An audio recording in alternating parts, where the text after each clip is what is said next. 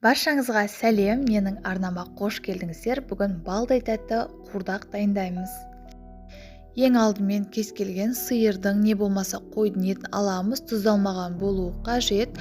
Кубиктап турап алатын боламыз орташа көлемде. Мен сиырдың етін пайдаландым. Осындай орташа көлемде бөліктерге бөліп шықтым. Ірілеп турасаңыз пісуі қиын болып кетеді. Майдаласаңыз езіліп кетуі мүмкін. Сондықтан орташа көлемде турауға тырысыңыздар. Егер менің арнама тіркелмеген болсаңыз, дәл қазір видеоның астында тұрған подписаться белгісін басып қойыңыз. Қоңырауша белгісін басып қойуды ұмытпаңыз. Сол кезде менің арнама жаңа видео рецептер шыққанын біліп отыратын боласыз.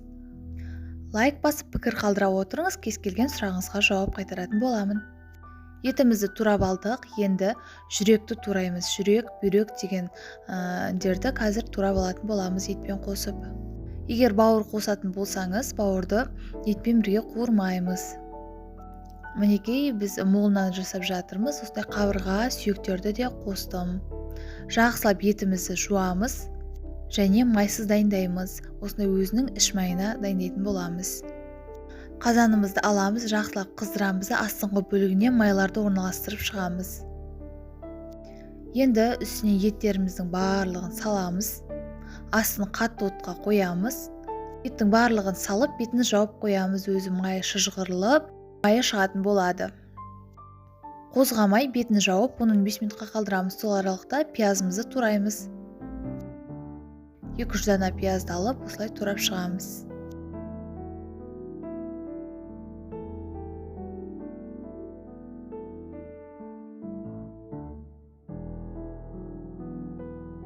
Мінекей майымыз шыжғырылып, етіміз қуырылып жатыр. Дәл осы кезде жақсылап араластырамыз.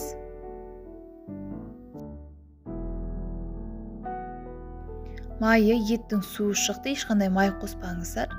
Еш маймен өзінің майы шығып дәмді болады. Татымына қарай осы кезде тоз бұрыш қосамыз.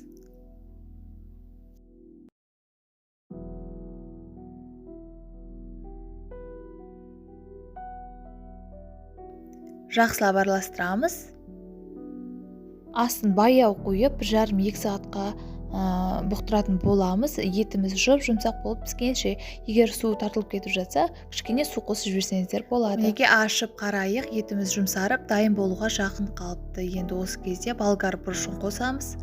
Майдалап турап. Қызанақты да турап жіберсек болады, өте әдемі дәм береді.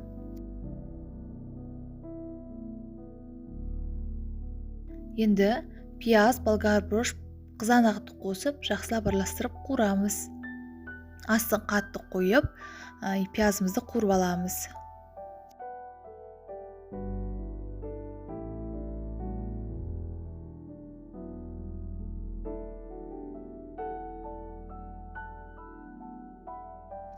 Енді картоптарымызды ашып, жақсылап жуып, осындай ірі бөліктерге бөліп, кубиктап турап шығамыз. Неге осынша картошка қолдандым. Пиязды 5-10 минут қуырғаннан соң үстіне картопты саламыз. Бетіне орналастырып шығамыз, араластырмаймыз. Астын баяу қойып, бетіне лавр жапырағын 1-2 данасын салып жүрсеңіз болады, ерекше иіс береді. Бетін жауып бұқтырып қоямыз. 20-25 минутқа картопымыз езіліп піскенше. Мінекей дайын болды. Етіміз жұмсақ, картошкамыз езіліп тұр. Енді барып, жақсылап араластырып алатын боламыз. Көріп тұрғандарыңызда ешқандай май қосқан жоқпыз. Өзінің майы көп болып шыққан, батырып жеуге өте дәмді, балдай тәтті қуырдақ болып шығады. Түрі тәбет ашатындай әдемі болып шықты, дәмі де ерекше, етіміз ауызда еритін болып шықты. Енді ыстықтай ыдысымызға саламыз. Өте әдемі, дәмді болып шықты. Міндетті түрде осылай жасап көріңіз. Май қоспай өзінің майына жасаңыз, сізге ұнайтынына сенімдімін. Жаңа сойылған жас еттен жасасаңыз, тіпті керемет болып шығады. Осылай сүйектердің бетіне қоямыз да, бетіне әрлеу үшін пияздарды, ас көкті турап бетіне салсаңыз болады. Осымен біздің балдай тәтті қуырдақ дайын. Міндетті түрде сіздер жасап көріңіз. Видео ұнаса достарыңызбен бөлісуді ұмытпаңыз. Сіздермен болған Матина. Келесі видеода кездескенше ас болсын.